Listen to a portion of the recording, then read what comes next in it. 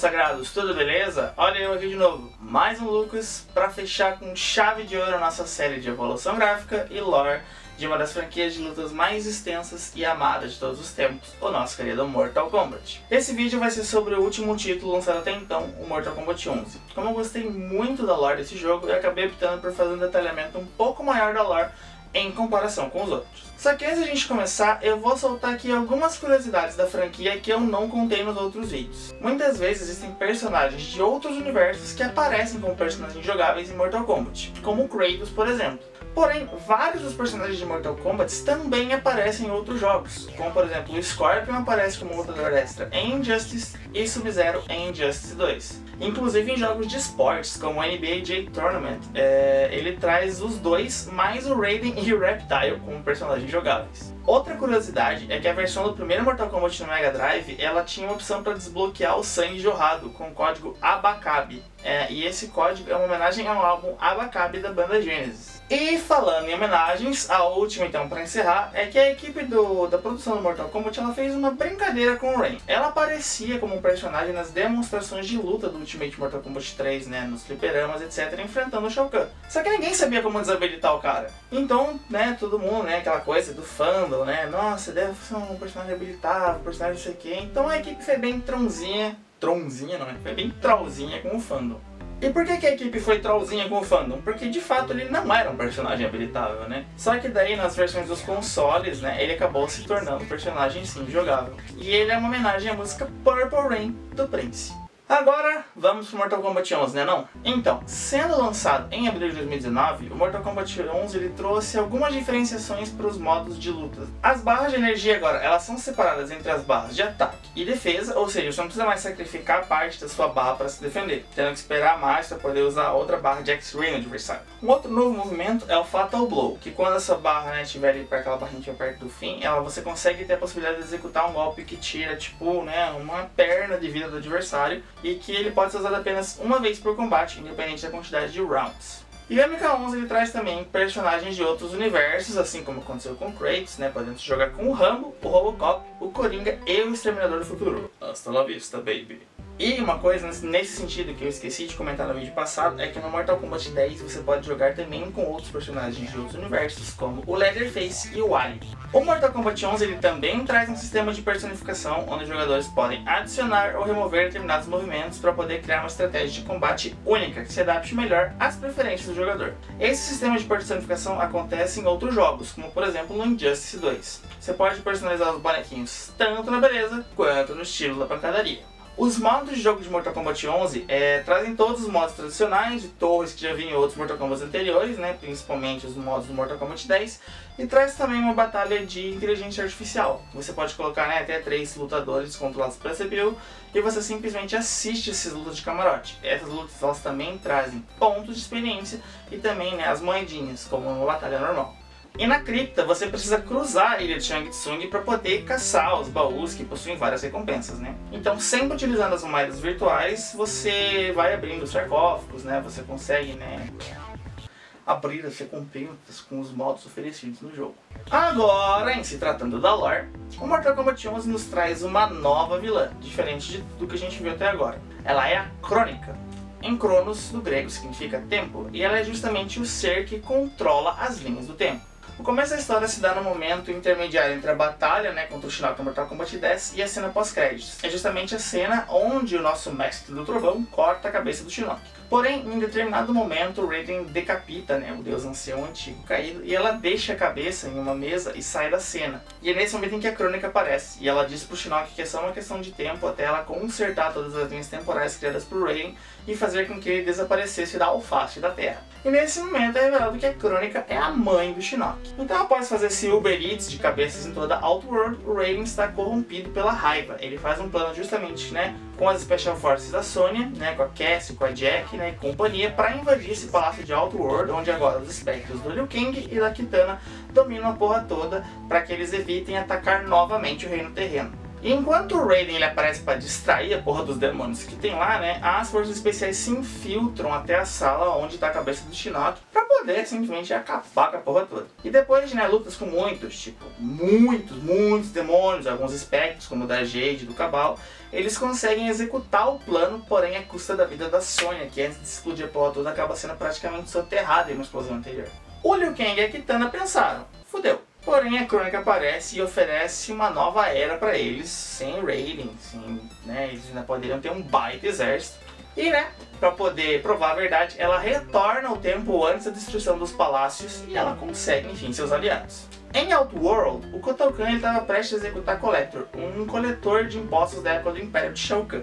E quando ele estava para executar o coitado, a Crônica aparece, faz um feitiço do tempo, trazendo o Dia da Marmota inúmeras vezes. Na brincadeiras à parte, ela traz alguns personagens do bem de volta, como o Raiden, Kung Lao, o Liu Kang, o Jade, a Kitana, o Jax se assume do lado dos bonzinhos, mas traz também o Shao Kahn, o Baraka, a Scarlet, Iron Black e etc. do lado dos caras malucos. E só pra situar, eles vêm de um momento um pouco antes do Shao Kahn assassinar o Kung Lao lá nos eventos que acontecem em Mortal Kombat 9. Rola uma pancadaria extensa, né, entre a galera, e a Devora auxilia a galerinha do mal por meio de um portal a fugir. E pra tentar entender essas movimentações temporais, o Kotal Kahn e o Raiden eles acabam fazendo uma aliança. Na colmeia da Devora, o Shao Kahn ele tenta entender o porquê da tia D ter feito isso, mesmo ele tendo sido um babaca com o povo dela no passado. Mas ela explica que ela está a serviço da Crônica e começa a explicar, né, os planos de reversão, recriação das linhas temporais, e que para criar essa nova era, ela solicita o auxílio de Kahn. E tem como proposta, né, de ter um puto império que ele aceita. Cara, o que esse cara não faz para dominar os outros não tá escrito, bicho. Meu Deus.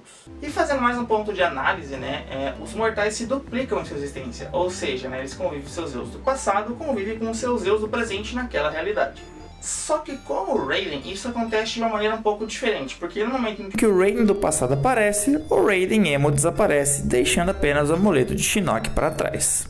E desse momento em diante, cada integrante do Trono do Bem vai cumprir uma espécie de missão diferente. O Kung Lao e o Liu Kang eles vão até a Gruta do Dragão para verificar a fonte na Academia dos Monges Shaolins. Nesse momento, eles descobrem, antes de ir na missão, né, que os seus eus atuais são os espectrozinhos do mal. Eles enfrentam alguns oponentes para chegar à gruta, né, como o Scorpion, o espectro da Jade e os seus próprios espectros. E nessa parte do jogo é legal que você pode escolher em alguns momentos qual dos personagens que você vai usar para lutar, né? Então nesse caso você poderia escolher entre a luta do Liu Kang e a luta do Kung Lao.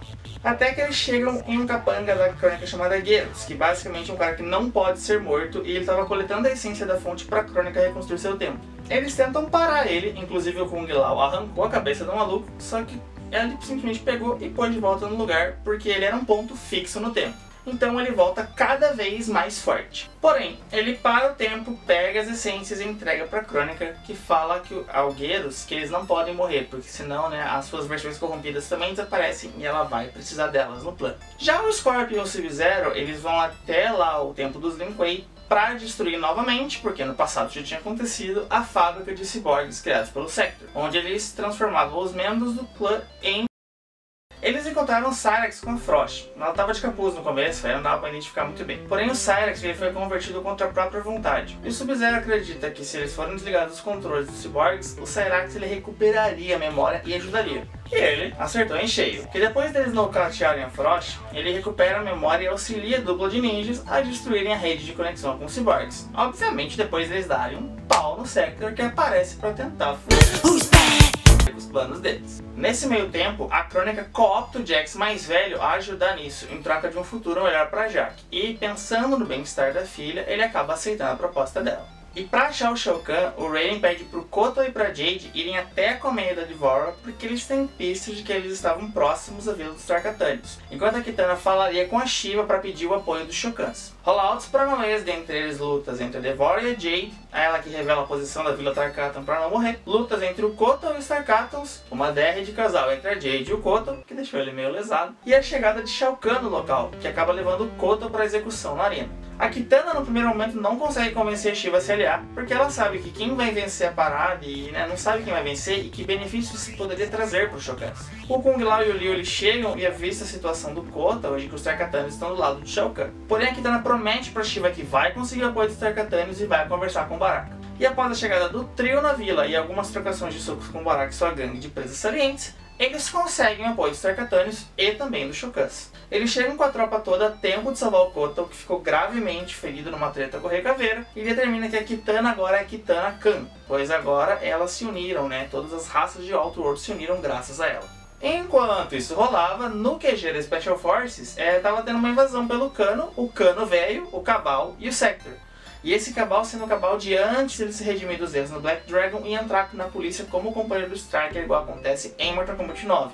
E no meio de naves, explosões, tanques de guerra, eles descobrem que acontece com um dos Eus, acontece com o outro Eu. Quando o Johnny Cage mais novo toma um tiro de raspão no rosto, aparece uma cicatriz no rosto do Johnny mais velho. E no fim do rolê, eles acabam raptando a Sonya e o Johnny mais novo. Porém, a Cassie consegue disparar um localizador na nave para rastrear eles posteriormente. E reunido no templo do Shirai Ryu, o templo do clã do Scorpion, eles se dividem novamente em tarefas. O Sub-Zero e o Scorpion vão atrás do Karun, que era o responsável por levar as almas para o outro mundo, percorrendo o espaço entre os mundos. E com o objetivo agora era invadir a fortaleza da Crônica, que estava no local fora dos mundos e fora da visão do Raiden, ele poderia ajudar. A Cassie vai atrás dos seus pais lá no rolê da Black Dragon, o Liu e o Lao vão, preparar os monges Shaolins para a batalha, e a Jack e o Jax mais novo vão até a ilha de Shang Tsung para averiguar se existe alguma atividade da Crônica, porque seria interessante, afinal de contas lá é o lar das almas aprisionadas pelo feiticeiro sugador, E o Raiden, ele ficaria lá para observar as alterações temporais executadas. A Sonya, ela estava sendo forçada pelo Kano a lutar em arenas, só que a Sonya é a Sonya, e ela desceu o cacete na galera, inclusive no Cabal, que ela acaba sendo forçada a lutar contra o Johnny Cage, só que isso dá tempo deles arquitetarem um plano de fuga. A Cassie aparece com a Special Forces, porém o Kano pede ao Iron Black para descer na arena e matar os dois. Ele até consegue ferir o Johnny, mas na melhor estilo Matrix, a Sonya intervém e desce a lenha nele. E na saída, eles acabam sendo cercados pelo Kano, com uma baita metralhadora, e rola uma luta entre os Kanos e eles. Só que no momento em que o Kano velho ameaça o Johnny com uma faca, enquanto a Sonya aponta uma arma para a cabeça do Kano careca, a Sonya, lembra da regra de 2 por 1. Então ela mete um balaço no olho do careca e mata os dois. O Geras até aparece para tentar executar a vingança da Crônica em Cassie pela surra que Shinnok levou, porém sem sucesso. E já na ilha do Xangão, o Jax e a Jack descobrem que a coroa da Crônica estava absorvendo as almas da ilha. Porém ela estava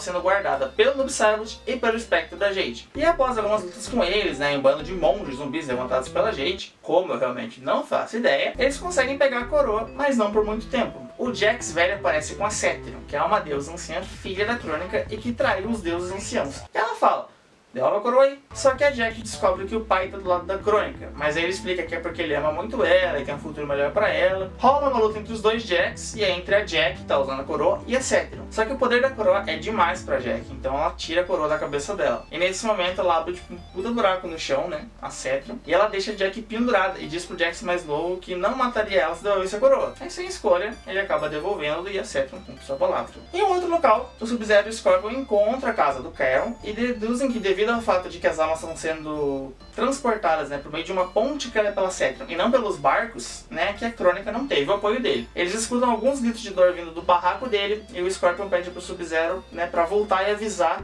que eles encontraram o Charon. O Charon estava sendo torturado pela Devora e nisso há um combate entre o Scorpion e a Devora. Só que quem aparece para roubar a cena é o próprio Scorpion, só que na sua versão passada, que ainda não sabe de nada do extermínio do seu clã e sobre tudo antigo. Quando ele estava sendo convencido, a Tia D consegue injetar veneno no Scorpion atual. O Scorpion do passado consegue cortar os seus ferrões, só que ela acaba, dando um vazare. O Hanzo acaba morrendo com a palavra do Hanzo mais novo de que ele iria ajudar o Raiden e o Charon na luta contra a Curry. E ao retornar, rola aquela desconfiança das intenções do Scorpion de ajudar, porque ele é outro Scorpion, rola uma lutinha Scorpion, Raiden, Sub-Zero. Só que o Raiden começa a tentar acalmar o Raiden sem sucesso, porque o Raiden tá começando a ser corrompido pela raiva de novo. E porém, antes da luta começar, ele identifica o padrão da Crônica após alguns vislumbres e flashbacks, e ele percebe que a Crônica sempre acabava colocando o Liu Kang e o Raiden pra se confrontar, sempre ocasionando na morte do Liu Kang. E nesse rolê a Crônica aparece, para o tempo, tira uma onda com a cara do Raiden e diz que sempre faz isso porque a força deles combinada podia atrapalhar em muito seus planos. E ele leva o Liu com ela lá pra fortaleza. Lá o espectro Liu Kang consegue aprender a magia do Shinnok, absorve a alma do Liu do passado e deixa ele mais forte. E então o bonde formado pela galera do bem estava a caminho. Um navio comandado pelo pelo Geras, pela Frost e pelo Jax, foi de encontro a eles e a pancadaria rola solta. O Raiden ajuda o Jax velho a observar a realidade, o Geras acaba afundado no mar de sangue infinito amarrado numa âncora, a Frost apanha de novo e eles acabam com isso zerando também os Cyborgs até chegar ao Liu Kang Spectre versão 2.0. Ele tá ali se achando o pique das galáxias, ele entra no navio, o Raiden até tenta convencer o Liu, mas dá um sarrafo nele no final das contas. E para salvar o Liu, ele se funde com o Liu e o Liu vira uma espécie de deus. Os navios chegam e a tropa do bem desce o sarrafo sem piedade nos demônios, sendo 90% obra do titio Deus Liu, né? E para poder segurar o Deus Liu, a Crônica fortalece os outros espectros com seu poder. A Crônica volta ao tempo, somente o Liu não foi afetado, deixando o Liu sozinho para enfrentar os espectros. No começo eles dão um trabalhinho, mas no fim ele moe eles de pancada. Então a deusa anciã Cetrium entra na batalha, pois o poder de um semideus não seria páreo para uma deusa ancestral, de acordo com a Crônica. Ainda assim, o Liu, né?